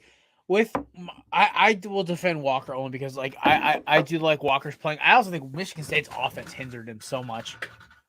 I think a creative OC can really get the best out of him, and it's like it's more like it's How the can you same say way. that they hindered him when he was in the Heisman conversation? He had a game with 5 I'm touchdowns. saying is they would take the ball out of his hands when they still could have like extended the lead. There were a couple games down the stretch of Michigan State where they basically just took the ball away from him. My biggest issue with him is I look at him like a DK Metcalf type, where I don't look what he can't do. I look what he can do. That's why I have him ranked so high. Because a lot of optimistic NFL teams will look at a guy like him like, oh, he runs a sub 4.4. Oh, he's 211. Oh, he's got a lot of tread left on those tires, and he's a transfer. So this guy understood how to acclimate to a new system quickly. So yeah, he may not be able to catch right away, but catching the ball out of the backfield is a skill you can learn as you go on in your career. You don't have to get it right away. I'm not saying it's easy because, Adrian Peterson couldn't adapt to it in his 12, 13, 15,000 year career, whatever it is. But I honestly, I will defend Kenneth Walker. I mean, obviously not right now because we are definitely chewing time up. So I'm going to try to keep this going so people don't like lose. So I'll let you go first for wide receivers, my guy. We're going to do a little faster. Maybe like 30-second explanation per each, but let's see your wide receivers, top 5. All right, let's do it. I'm going to start off by just saying Treylon Burks is my number 6. Now, I got to start off by saying this wide receiver class, yeah, I know, get ready. This wide receiver class is ridiculous, all right? The fact that he's my wide receiver 6, I still have him with a top 20 grade in this draft. You think it's better than last year's? Is loaded. Better than last year's by far. Absolutely loaded. I think this is the strongest class in the draft, just ridiculously loaded. I like Treylon Burks. It's just the fact that he great ball skills, great everything, but the bad combine is just gives me a little bit of pause. I would have loved to see. He's not as big as everyone says. He's not like he's 6'5". What was he? 6'2", 6'3"? Or even 6'1". I remember 6'2", 225. 6'2". That's good height, but it's not like he's not a dominating force, And I did not like the 4.55. And I love Treylon Burks. Don't get me wrong. Top 20 grade in this class. He's an amazing player. These next 5 guys I like more. My number 5 is Chris Olave. I feel like he does not get nearly enough love. He is just so natural. He's great at everything. He needs to get more love. Number 4. 4.38, man. Yeah, for sure. Blazing speed. Now, I'll run through these a little bit quicker. Number 4, I have Jameson Williams. The only reason I have a number 4 is just because the ACL, the injury tax. I thought he was really good. I don't like how lean he is, but it worked for Devontae Smith, better than most people. But I don't like how lean he is. That's why between that and the injury tax, I have him at 4. But those are really the only 2 negative things I have to say about him. Number 3, and this is going to shock some people, I have Sky Moore. I absolutely love Sky Moore. This guy is explosive. And now, some of the things, I had him maybe as my wide receiver 5 or even my wide receiver 4, but then he came in at the combine. He measures in only at 5'10". So you think that he doesn't weigh that much. He measured in, I think, at like 210, 215 pounds, which is massive. He still ran a sub 4.4. Okay, this guy is an explosive athlete. His hands are like 10.5 inches, which is ridiculous. Okay, that really helps translate with good hands. This guy's electric. He's amazing at everything. I do not like the competition he played against, but I have very few bad things to say about Sky Moore. I love this guy. Number 2, and this is where it gets a little bit more chalk. Number 2, I have Drake London, who I like him. I don't like the fact that he can't separate. I feel like that a lot of people are scared about that, but his skill set is just so unique. You're not going to find guys. I don't remember if he was 6'4" or 6'5", but either way, there's no one else in this draft class that can do what Drake London can do. So I feel like that definitely boosts his stock. And number 1 is Garrett Wilson. This is a chalk number 1. He's just so polished, so great at everything. I can't have Wilson any lower than wide receiver 1 for me. I will admit right now, Garrett Wilson, my wide receiver 1 too. He's not going to go 1. But I got you. You don't think so? You think London goes ahead of him? No, because I think teams are going to have that fear like they did with Justin Jefferson, even though everyone was wrong about Jefferson. Jefferson couldn't separate in college, but it was because LSU's offense was just, hey, here, go throw a jump ball, go Tigers. Like that's basically their offense, and they won the title. So my number 5 is it's gonna kill me. It's Jahan Dotson. I like him on tape, I really do, but his 40 time should have been faster for how small he is. I like everything about him, but I don't love everything about him, if that makes sense. I'd say Yeah. he's tied with Jameson Williams because Jameson Williams is just fast. Yeah, I gotta say about my one knock on Jahan Dotson because I didn't have him in my top 5 is he plays like a big possession receiver, but he is small. So I don't understand. I don't see how that will translate well in the NFL. Like he doesn't play like a quick, shifty receiver. So that's very concerning to me. Yeah. And by the way, this is ranked on, by the way, guys, this is ranked on how we think they're going to be as pros, not where they're going to get drafted. Oh yeah. Yeah, no. Are you kidding me? Because like some team's going to take Drake London and they're going to regret it because I have a lot of Kelvin Benjamin vibes here. So yeah, Drake London's my 6, by the way. I'm not a fan of Drake London's game. I watched, so when I watched, I watched about an hour and a half on Drake London. I had I took a extended learning class with a friend of mine on a Sunday, and then we sat there, cracked open a 6-pack, and started watching wide receiver tape. I look over to him. He's a friend of the show, Mr. Maserati himself. Everyone knows he does our intro song and everything. I look at him. He's one of my best friends. I said, Jeff. He goes, well, I'm like, dude, I don't like this kid at all. And he goes, what do you mean? I'm like, dude, he's playing Pac-12 corners. He can't separate. Like, this is bad. And he didn't run at the combine because he didn't want everyone to see he's probably going to run a 4.6. Yeah. I saw Mac Hollins separate from ACC cornerbacks. I've seen, like, JJ Arcega-Whiteside, who is considered widely a bust, separate from Pac-12 cornerbacks. That's not good. So Drake London, to me, scares the hell out of me. I think he's going to get overdrafted. That's why I don't like him. But number 4 for me is Jameson Williams. This dude's basically just like a crank up Hot Wheels with like a turbo booster. Just get him the ball in space, go. I don't think he's going to be as elusive or shifty as Tyreek Hill. I see a lot of Brandon Cooks in him where he's going to be a good deep ball guy. Maybe not great over the middle, but like I think James Williams will have a good, solid career. Number 3 is Chris Olave. I love Chris Olave. Let's go. I am praying that my Eagles take him at 18 or 17 or whatever, because this kid is what we thought Jalen Reagor was going to be. He's shifty. Oh, yeah. He runs great routes. He's got good ball skills. He's got good burst and good open field speed. He does everything exactly like Justin right. Jefferson. He's Justin Jefferson with a good 40. I mean, JJ ran a 4.4 or whatever it was, but this dude's a missile. And he's so, you want to talk about polished like Garrett Wilson. This dude's just as polished. I think the only reason that Olave may fall below Wilson is I think Wilson looks a little more explosive on tape, but Olave just does everything right. It's Keenan Allen with, he kind of gives me the same kind of vibe Devontae Smith did. Where it's kind of like that same, like, OBJ's explosiveness with Keenan Allen's route running and hands.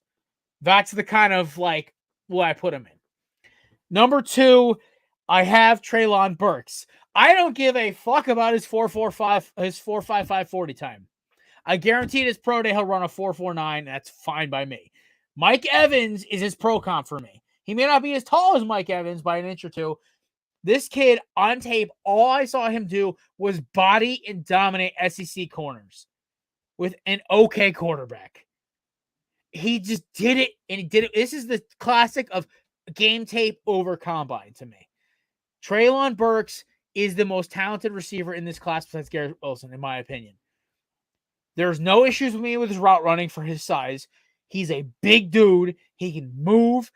His pro comp to me is a bulkier, blockier AJ Brown, where it's like he's a bigger guy. He can move a little bit like less shifty, but he's great on the up ball attack. You know what? Actually, I take that back. A faster Alshon Jeffrey. That is my comp for him. Because you know what? Alshon Jeffrey was predicted was going to be a bust. Was Alshon Jeffrey like Chicago. 6'5" or 6'6"? Yeah. Well, no, Alshon was 6'3". 6'3"? I remember him being bigger. Trust me. 6'3". Trust me, I remember. Trust me. Yeah. That dude, he's a hero for my team. Alshon Jeffrey was always a great 1A receiver, and it was a great big ball, could get downfield. I think Treylon Burks is very similar, maybe a little better open field speed, but I think Treylon Burks is going to be a great. Honestly, his best fit for me right now is if Philadelphia takes him. He fits their offense perfectly. Big body, gets open, can do it in a short route, deep route, and intermediate. He doesn't need to be the number one guy. his perfect comp is like going to a place like Philadelphia or a place like Detroit where DJ Chark's going to get the majority of the catches, or Josh Reynolds. He's a good off-ball receiver. If that already gets my basketball reference. Number one, you said it, Garrett Wilson. We can move on. Yep. All right, I'm going to tight ends. We're going to do differently. Who's your number one tight end? That's all I'm going to say. Because this is a very weakish tight end class this year. So interesting. It's not Trey McBride. I love Trey McBride, but my number one tight end, this might shock some people, Isaiah Likely. I like him. I think he's going to turn some heads. I think he's big. He runs very sharp routes. This guy is shifty. Okay. He plays with very good speed. He's a very good and willing, tenacious blocker. He's a great receiver, great blocker, big size. There's a lot to like about him. There's a lot not to like, but there's a lot to like about him. Trey McBride he just wasn't as special as Isaiah Likely was in a lot of places. Like, he was just very good at everything, just very, very, very good at everything. But he just didn't blow me away, you know? And then I think there's only 3 tight ends I feel like are worth mentioning. There's one other guy I really like. This is Charlie Kohler from Iowa State. Okay. I think he is a great receiver. He was a menace in one-on-one coverage whenever you were lined up. The second the broadcasters saw Charlie Kohler one-on-one, they said, oh, watch out, Charlie Kohler one-on-one. The fact that he's not being more talked about in this draft as a receiving tight end, I don't get that. But that's really it. All the rest of the guys, Dulcich, way too small, is not fast enough to be a receiver. Weidermeyer is just, how can you be a receiving tight end if he ran, I think, like a 5-second 40 at his pro day just now, something like that, something terrible, and he drops a ton of passes. You can't be a receiving tight end like that, and he can't block. And Jeremy Ruckert's a good blocker, but he's just not a good receiver. So if you're drafting him, it's just to be a role player. And that's really it for the tight end. I mean, I had McBride on my number one, but it's barely. Yeah. I think this is the weakest tight end class I've ever seen. Oh yeah, very, very weak. There's no even hit. I mean, I do like Derek Deese out of San Jose State, but it's he's gonna be a 4th round pick. Yeah. So it's it's not really even worth it at that point. All right, we'll bust out offensive lineman here. All right, we'll do this reverse. We'll do this joint here. Who's your number one? I'll give you my number one. We got offensive tackle or all full offensive line? All of it. Listen, the Hogs roll together. Okay, this is gonna be crazy. I'm gonna go blow things out the water here. I'm just gonna prepare you in advance. Evan Neal, not in my top 5 total offensive linemen. Thank you. I have him in my back end of my top 5, but I think he's a great player. I think they're drafting him based off value and based off where he's from. Based off, like projection. He has, the fact that they say he can move for his size. I actually don't think he can move as well as everyone says, but with his size, and he came in really lean at the combine, that looked really good.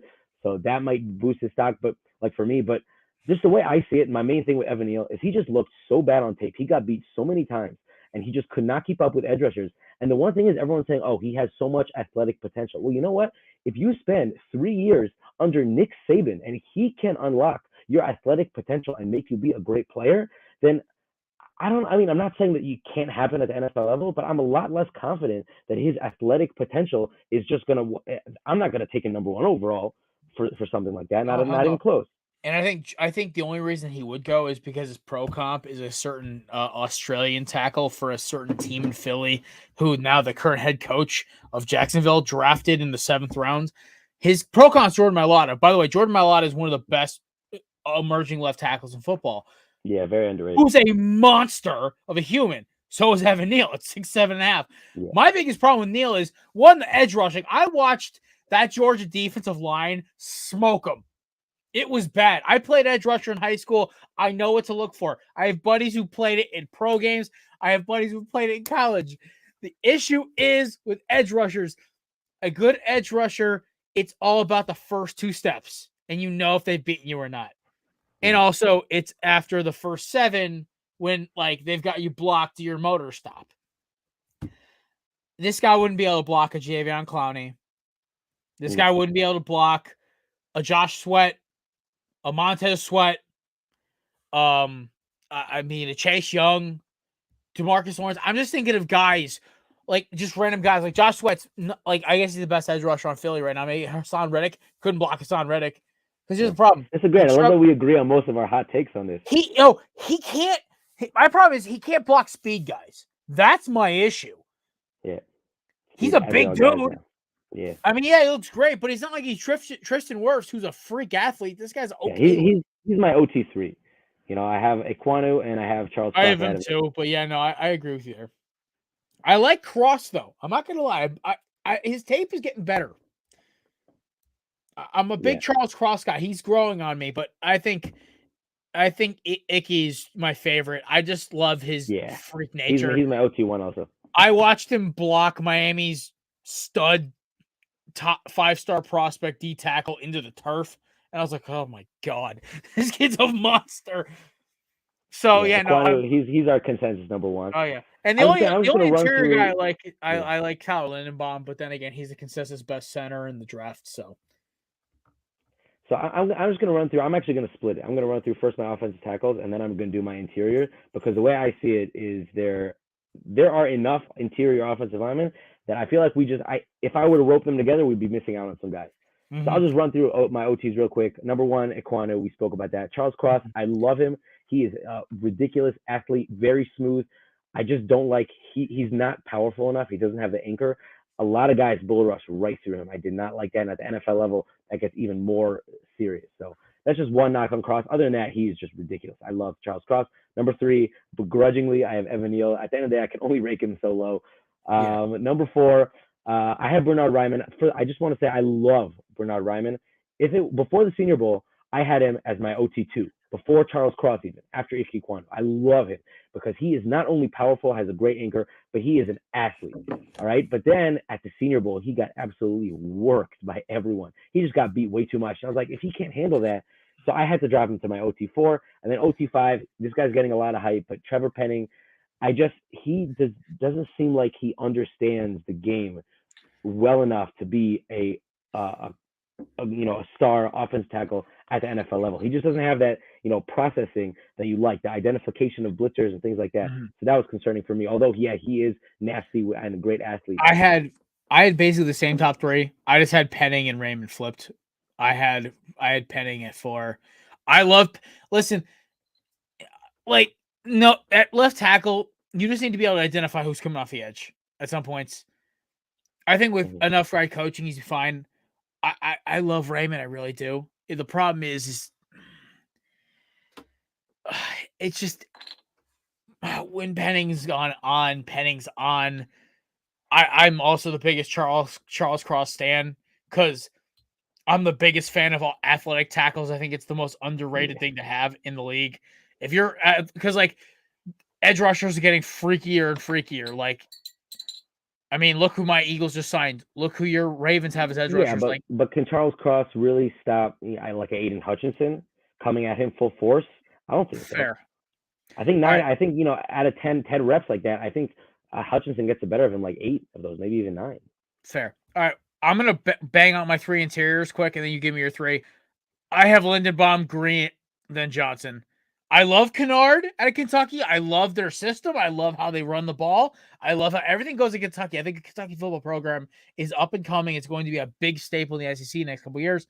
But I like Zion Johnson. BC offensive lineman is built different. Those dudes are always intelligent dudes, and they always know how to block. I mean, you got to basically have a 3.8 to get in there as an athlete. Keon Green, listen, the guy's a monster. And Lindenbaum, I think his pro comp is somewhere between Creed Humphrey and Jason Kelsey. He's just going to be one of those like elite centers. Yeah. I love him on tape. I love his intelligence. I love his blocking ability. I love his mobility. Yeah, this interior offensive line is great. I got to say, these 3 guys, the only 3 I have that I feel like are relevant to talk about are Zion Johnson, Kenyon Green, Tyler Linderbaum. Interestingly, in that order for me. So I'll put it this way. All those 3 guys, I think, are top 15, top 20 prospects in this class for sure. Locked in. They're great. The one thing about Linderbaum, the reason I have him at 3 is just because he's a little bit undersized and his combine was not as great as I would have hoped. So he's good, but he gives me very Creed Humphrey vibes where he can come in and be dominant. Yeah, but it's just he's not someone where I look at him and I'm like, man, we got to get this guy. His upside is next level. Now, Kenyon Green, I love Kenyon Green. Before his absolutely terrible combine, I had him, I think, even as a top 5 overall prospect in this draft. The way he was just dominant. And the one thing I feel like is very underrated for offensive linemen, he played all over the line. He played, both offensive guard spots and both tackle spots, which is huge, which teams are going to love. And he was dominant everywhere. I love Kenan Green, but his combine was just terrible. And then Zion Johnson, he's my number one. For me, he's I think a top 7 prospect overall in this class. I love him. He's amazing. He's ridiculous at everything. Insane athlete, very smooth, very smart and cerebral the way he plays. He was amazing at the Senior Bowl, blew away the combine. Zion Johnson really is he's the next level for me. Awesome. All righty, we're switching over to the other side of the ball, the fun side of the ball. Do it. We're going with my position now, the position I love to play. I still play in adult leagues, and it's my position I love to evaluate the most. Edge rushers. Oh my God. And I still have David Njoku in my top 5, even though he blew his Achilles out.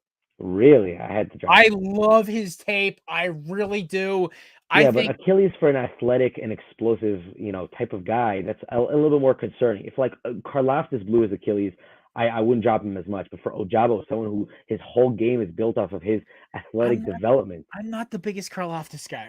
I'm not gonna lie to you. Me neither. We'll get there.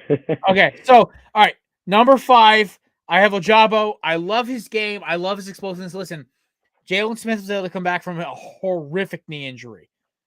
The Dallas Cowboys are idiot. I mean, then again, I think he just couldn't cover. But I think honestly, a team's going to take him in the 3rd round, 2nd round, whatever it is, and he's going to be a nightmare when he gets back. Number 4, begrudgingly, I'm going to put Jermaine Johnson. I think he could be 3. I watched this man wreck my Saturday night when Florida State broke their losing streak to Miami. This man is a nightmare. He's a freak athlete. His pro comp to me is halfway between Josh Sweat and Jadeveon Clowney, where it's just all freak athlete all the time, and he moves well. Everything's on point. The form is great, and he just knows how to get to the quarterback. Number 3 is Kayvon Thibodeau. If you said this 4 months ago, you were like crucified. Thibodeau was a consensus number 1 pick before Aiden Hutchinson's little run. But there's also another guy who came up flying up the board because of his combine, and because he's going to be changing positions technically in the pros. Number 3 is Thibodeau. I love Thibodeau. His motor scares me. But you get him with the right coach, it's not an issue. The whole motor thing is just an excuse for bad coaches. That's how I've always looked at the motor excuse. It's like, oh, he's got a bad motor. If you have a good coach, who fucking cares? Yep. If you can motivate the guy. Number 2, Trayvon Walker. Actually, no, screw it. No. Aiden Hutchinson. If we're doing my potential, Aiden Hutchinson, I love his tape, but Aiden Hutchinson lacks one thing that bugs me: his burst. He's not a freak athlete speed-wise. He's good. He's quick. He's fast enough, but he's not a freak athlete speed-wise. He ran like a 1.6 10-yard split. That's freaky. Oh no, his 10-yard split was incredible, but the next guy I have above him is just such a freak athlete. Like, I got Myles Garrett vibes off watching this kid. I was like, holy shit. But Aiden Hutchinson, to me, he's a Nick Bosa type. He's big, he's fast, he's strong, he deserves being a top 5 pick, but so does the guy I have ranked above him. I just think the guy who's ranked above him in my list is going to have a better career. But Hutchinson is going to be an elite Pro Bowl level edge rusher. So will probably Thibodeau, so will Johnson. This will probably be the best edge rushing class we've seen in years. Like, if my Eagles get Johnson, yes, it's going to hurt having another fucking Seminole on my team, but I'll be okay with it. Because he's a freak, and so is Thibodeau, so is Kostofsis, so is Ojabo. They're all freak athletes this year. This edge rushing class is ridiculous. Number 1, Kenneth. No, I'm just kidding. No, Trayvon Walker. Trayvon Walker. This kid is a monster. Okay, so quick disclosure. His tape doesn't do him justice because Kirby Smart's defense drives me insane. It's awesome, but they have a man who I think Trayvon Walker ran a sub 4.7. I'll get clarification on that right now. Why I love Walker is as a 5 technique defensive end, which means he plays inside the left tackle. Dominated. held up blockers, allowed guys like Kobe Dean to make ridiculous amounts of tackles. Jordan Davis and Elliott also were on that line as well. But oh my God, just everything about Walker makes me excited. And it's yes, I am purely doing this strictly an upside, right? But his upside is so damn high, I have to put him over. Okay, 6'5", 272. Duke came in almost with a 6'5". A 4'5", 140. Freak. Freak athlete. Certified freak. 35-inch broad jump. 3-cone drills a 6.89. Good. Not great. 20-yard shuttle of 4.32, which is ridiculous. I can't. I love everything about this kid. All right, so you're about to see how the way this rolled out again. It's going to be very reminiscent of the way we did our running back rankings. But for me, Trayvon Walker is my number 5, and I'll tell you why. He is. I think that the hype for him has just gone totally off the rails. He is. I'm not by any means betting against him. He is a freak athlete, and it's very possible he comes to the NFL and he dominates. I'm not saying that can't happen, but he is a developmental prospect. At the end of the day, his pass rushing ability, I did not think was good at all. He did not consistently win. He has a lot of work to do as a pass rusher. And like you said, he is going to probably most likely going to be switching positions, going to be moving from 5 technique to be a pure edge rusher. And at the end of the day, how do you take someone? I just saw a mock draft where he was number 2 overall. How do you take someone number 2 overall who is a developmental prospect? It's too much for me. I think the Trayvon Walker hype train, I like him. Insane upside, but he just has so much work to do. For me, he has to be down at 5. And yeah. I would say one thing with Walker, his best scenario is him going to a team like that rotates edge rushers, like has 3 or 4, like a Washington, a Philly, or a Dallas or Philly, like it's in 3 NFC teams, but a team that rotates 3 or 4 guys every single time. Everyone gets a breather because at his best, I think he needs like a good older guy to tell him how to get after the quarterback. I think that's his best thing. Keep going. Anyway, I'm sorry for cutting you off. So no, all good. So anyway, he's my number 5. Number 6 actually is George Karlaftis, just out of it. I just did not like how George Karlaftis can't bend the edge. It's a big problem.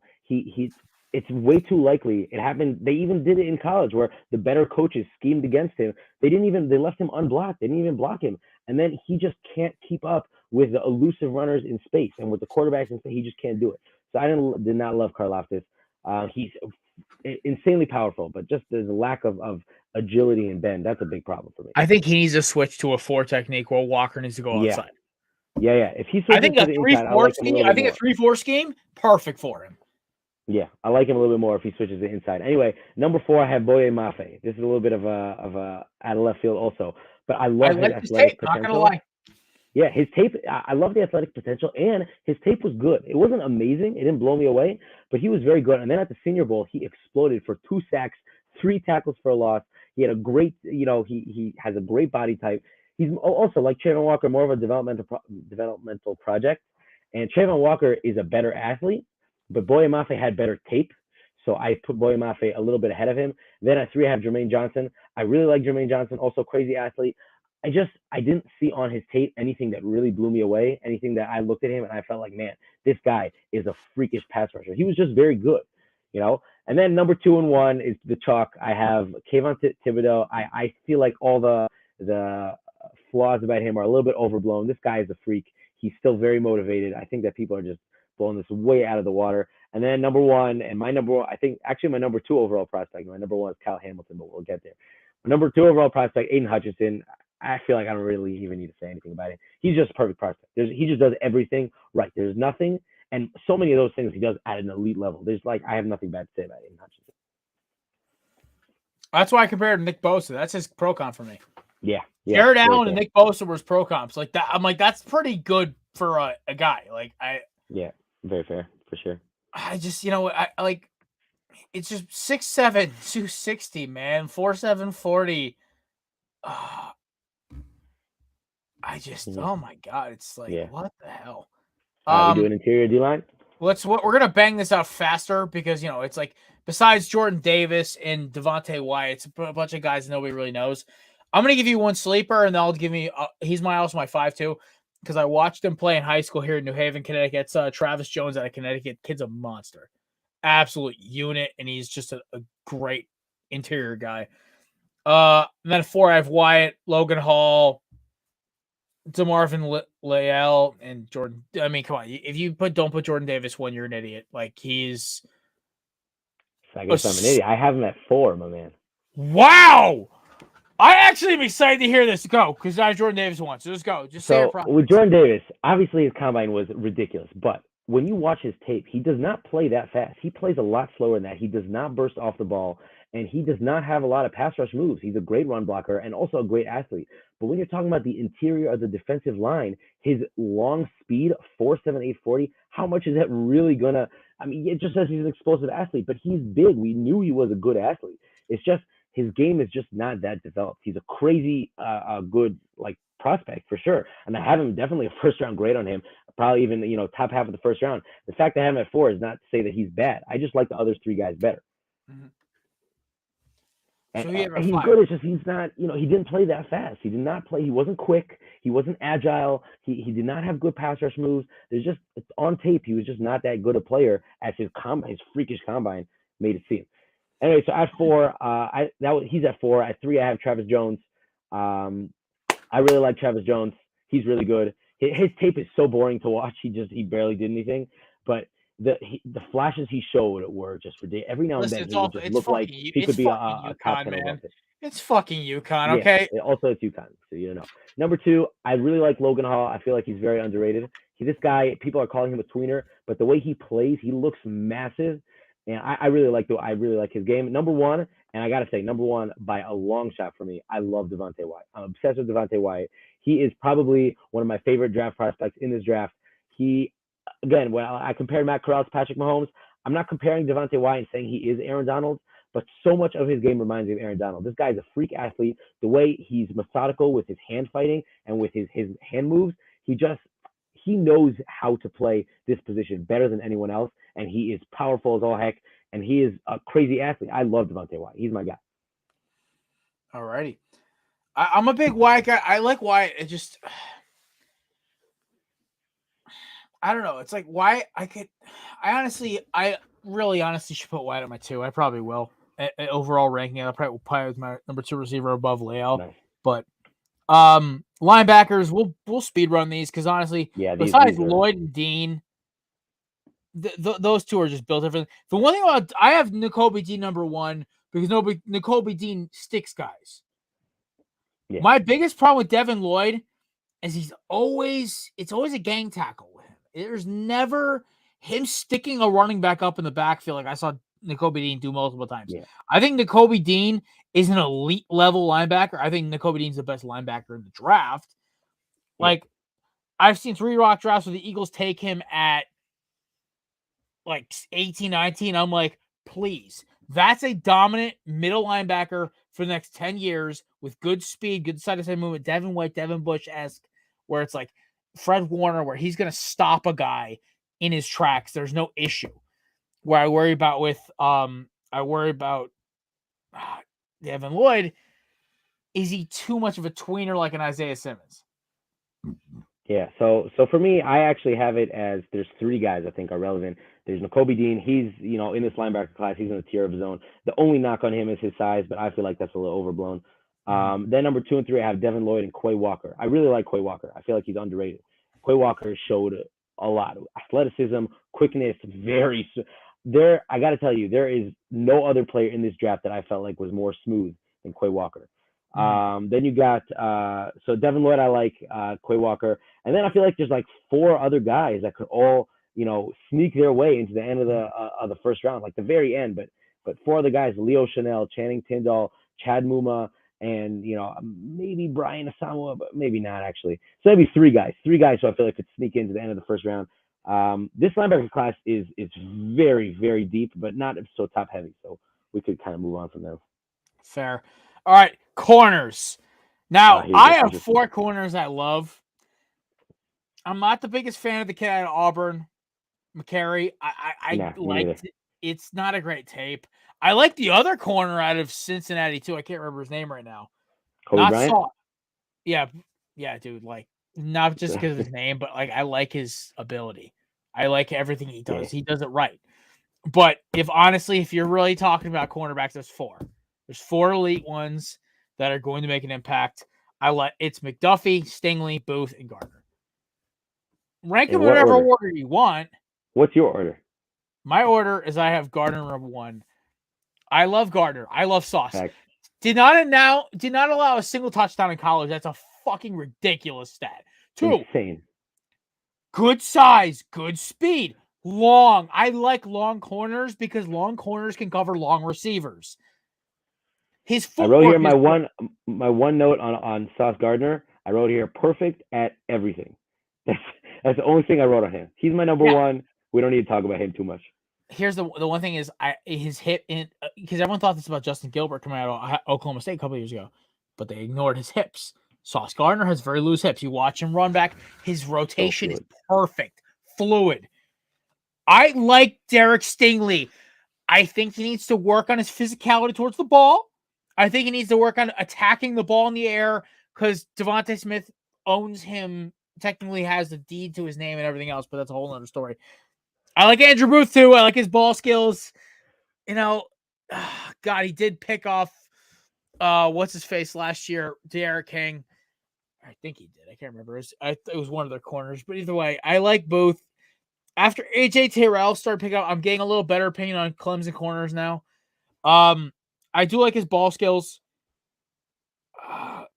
He can play both man and zone, which I do appreciate because I think a lot of defenses now you need to be able to play both. And I think McDuffie's kind of like that weird tweener where like he's small. He also has a little bit shorter arms, which is his pro comp to me is Avonte Maddox, which is not a bad pro comp at all. Because Avonte Maddox is one of the best nickel corners in the league. But for sure. I think McDuffie is going to have a great season. I mean, also Washington corners have always been like good in the NFL. Maybe not elite level, but you go Marcus Peters, Sidney Jones, Byron Murphy. Yeah, like they're all solid players. So it's like it's never been really an issue. I think it's just McDuffie. He's going to be like a good corner, but Stingley, Booth, and Gardner are going to be just next level, like elite. But I think McDuffie's going to where he's going to start. Yeah. All right. So for me, I think that there's 6 guys. There's 6 corners that can all go in the first rounds, realistically. So they're really also the only ones who are worth talking about at all. For number 6, I have Kyler Gordon. A lot of people were really high on him because of his athleticism. But the thing is, he was very raw on tape. There's a lot of things he did not do well, and we assumed he would have this great athleticism. He had a bad combine. So it's like, what are you really hanging your hat on with Kyler Gordon? Now, there are people who are saying he was sick, but if you're sick, why are you running the 40? Why are you running a 4.54 40 if you know you can run a 4.3 and you're just sick? I don't know. I don't get that, but whatever. So Kyler Gordon's my 6. At number 5, I actually have Andrew Booth. I thought that he was kind of very good at everything. He got torched a few times, which I didn't like, but he was kind of good at everything. I didn't feel like he was elite at anything. Cutting receivers really gave him a hard time. I got to say, I could be making this up, but it really seems like this guy has character concerns. Like here's the thing. This is going to be a little out of left field right now, and this might sound a little crazy to say, but I feel like a terrible person to predict this sort of thing. But I would not be surprised if Andrew Booth is one of those players who in the first few years of his NFL career gets arrested for something. Now that's crazy to predict, but I just, the way he played and the way he handled himself on the field, I just did not like that with Andrew Booth. So he gives me a little bit of pause. And then I really like Ka'ir Elam. He's very tall. I feel like the thing that's so unique about him is he's not very fluid, but the thing that's so unique about him, he's the only corner in this class other than Sauce, who I feel like could cover guys like Devontae Adams, or guys like Mike Evans, the bigger receiver. He's very long, and his wingspan is massive, and he plays with such great physicality and ball tracking. I really like Ka'ir Elam. Elam was my 5, by the way. Yeah, I really like Elam. And then at number 3, I have Stingley. I know that that's low for Stingley, but my only problem with Stingley is just too much bad juju. So he hasn't played a meaningful football in 2 years. He apparently his motivation was in question ever since LSU had Joe Burrow. Since then, it didn't seem like he was really into playing for the team and playing at his best. So it's like, wait a second, if you draft him early in the draft and you're a team that needs a year or two to rebuild or something like that, and Derek Stingley doesn't really give it his all for you, is that someone you want to draft at the first round pick? That's concerning to me. Obviously, Derek Stingley potential sky high. So, he could come in the NFL and totally blow everyone out of the water. I just don't like the bad juju. That's why he's down to 3 for me. Number 2, Trent McDuffie. He is a little bit on the shorter side, but I really like him. He's very, very smart. He blew scouts away at the podium. He might actually go at the podium at the combine. He might go a little bit higher than people think. And then Sauce Gardner, number 1. We don't even need to talk about him. He's just his pro comp, according to Bucky Brooks, is Richard Sherman. That should tell you everything you need to know. And for those of you who don't know, for you younger football players, Richard Sherman, when me and Uke were younger, holy shit, just elite level corner, like just broke the NFL mold of what cornerback should be. But all right, safeties. We both know Kyle Hamilton's number 1. Yep. Do you really? He's my number 1 player in this draft. I love Kyle Hamilton. I love his pro. I love his pro comp to me is tricky because it's like 4.59 scares me as a safety, but Cam Chancellor is my pro comp for him because it's just his ball skills and his ability to lay a stick. But he's longer and faster than Cam Chancellor also, which is insane. Which is ridiculous. My pro comp for him is Kyle Pitts because they are both unicorns and just unmatched, just ridiculous. Kyle Hamilton is number 1. There's no question. See, my sleeper, I do love Dax Hill. I love Dax. I do not like Dax Hill. I like Dax Hill only because of it's just a pure explosive speed. And playing center field, it's not the worst thing. I mean, like I did like Kine out of Georgia, McKinley out of Oregon, Brisker out of Penn State. They're okay. But like we don't know. It could like the kid out of Carolina, Chen, right? Jeremy Chen, what's his name? Jeremy Chen, yeah. Yeah, Jeremy Chen was like the 4th ranked safety on the board the year he was drafted. Mm-hmm. So like I feel like all those guys have that kind of like, okay, he may end up being good. And then the kid out of Oregon this year who went to the Raiders. Elite level safety. Trevon Moehrig, he's from TCU, I think. No. Who is the kid? I'm like flipping prospects in my head right now. This is hysterical. Javon Holland. He went to the Dolphins. Holland, yes, Dolphins. Yeah. Javon Holland. I've had the team flipped. I love Javon Holland, but yeah, he's great. Ridiculous. Wasn't like a top touted prospect at all. So safeties are weird. Can we just say that right now? Safeties are weird. Very weird. I gotta say, I like this safety class. I think that this safety class. Oh no, they're all solid players. I give them all at least a 6.5 out of like you're never gonna give somebody a 10 out of 10, but like these guys are all 6.5, 7, 8s, 9s. Like they're all good players. Solid players. Not very deep though. There's very few guys who I feel like are worth drafting with meaningful picks. Anyway, so I have obviously Kyle Hamilton number 1. For me, this is a guy I love. He's one of the guys that I'm higher on than anyone. Is Lewis Cine from Georgia. He is long. He is electric. He is so fast. He's an amazing deep safety. Ridiculous athlete, by the way. Blew away the combine. He's amazing in coverage. Amazing tackler. I love Lewis Cine. He's amazing at everything. 4.37 blows me away, man. Yeah, and I got to be honest with you. This is going to sound a little crazy, but everyone says Kyle Hamilton is in a tier of his own. To me, Kyle Hamilton and Lewis Cine are in the same tier in this safety class and in this draft class, where obviously Kyle Hamilton is the number 1 player for me in this draft, but Lewis Cine is a top 10 player for me in this draft for sure. I love Lewis Cine. And then you have, for me, I have number 3, Jalen Petrie. He is a prototypical box safety, very similar to Jamal Adams. The only problem is he's a little bit smaller. He is sub 200. This I know I checked. Don't worry. He's sub 200. He's I think 5'10". So that's not ideal for a box safety, but he plays with such ridiculous physicality. He was a player on defense that, and if you were playing against Baylor, you had to scheme against. You had to know where's Jalen Petrie on the field at all times. I like that about Jalen Petrie. Number 4, I have Jaquan Brisker. I like Jaquan Brisker. He's good, but he's just kind of average at everything. He didn't blow me away. Number 5, I have Dax Hill. And the thing about Dax Hill is he is definitely the most explosive athlete in this draft. And I don't remember what his 3 cone was. I think it was in the low 6 seconds, which is ridiculous, like 6'2" or 6'3" something, which is unheard of. All right. This guy, he's a ridiculous athlete, but he was not good in coverage. It was a 6'5'7". 6'5". Oh, I thought it was much lower, but 6'5'7" still unheard of. All right. But he lacks size. All right. He's not very big. He's very, very lean. he got torched in coverage way too many times. So he's not very good in coverage. He doesn't have the physicality, and his fluidity, the way he flips his hips, is not smooth enough. He just every time he is turning and changing direction, he takes like 2 or 3 extra steps, and it slows him down. And he I just did not like Dax Hill. The only good thing about him is his explosive athleticism. But there are guys who are great athletes who are not good in the NFL, and he just none of his game traits were good. So I do not like Dax Hill. My biggest thing with Dax Hill, I think he needs to go to a system where he is next to a good elite safety, like an older grizzled veteran. I have to do a correction because I realized I flipped prospects tapes. I wasn't a fan of Vernon McKinley's tape. I loved Lewis Keene's tape.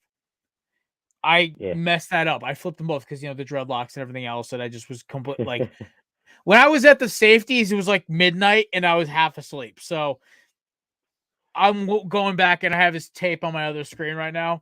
Yeah, no, you're right. Like this kid is a monster. I'm growing more like his pro cop is a more explosive Anthony Harris, which honestly is scary. Ridiculous. Yeah. Yeah, because Anthony Harris is just a great safety. I mean, I should know. I'm on board with that for sure. Yeah. Yeah, right. I love that. I should know firsthand. He played for my team this year. And we just re-signed him. But all right, that wraps up basically for pro coverage. We chewed up some clock there, almost 2 hours. Oh my god, it's still not the longest show I've ever done. We gave some pretty good content here. We kind of ran through the entire draft. Everyone notable we went through. Oh, buddy, I can't wait. Like we're gonna have to have you back for at least one of the mock drafts. At least you responding to my mock draft picks. That should be hysterical in itself. But listen, ladies and gentlemen, that's the man Uke. You can find him at Uke_NFL for all the best draft analysis at Belly Up Sports by a mile. I should know. I put myself as a draft analysis expert, and he smoked me in a couple of prospects. Shows how much more homework I got to do before the draft starts. Listen, ladies and gentlemen, we hope you enjoyed this prospect top 5 rankings by position of the 2022 NFL Draft. By the way, catch your boy. I'll be doing first and second round reporting with our man Dan Mader for the NFL Draft coming up in April as well. Check it out. Thursday, we have my man Frank Michael Smith is coming back for the whole show. Should be a fun time. He's going to crack a couple beers with the boys and hang out with me and some other surprise guests possibly. But listen, we enjoy you stopping by. Uke, thank you so much for coming on, my man. We appreciate you stopping by, man. This is great. And I think we definitely made a recurring guest for the show here. But we appreciate y'all stopping by. Enjoy your Tuesday. I'd love to hit up those mock drafts.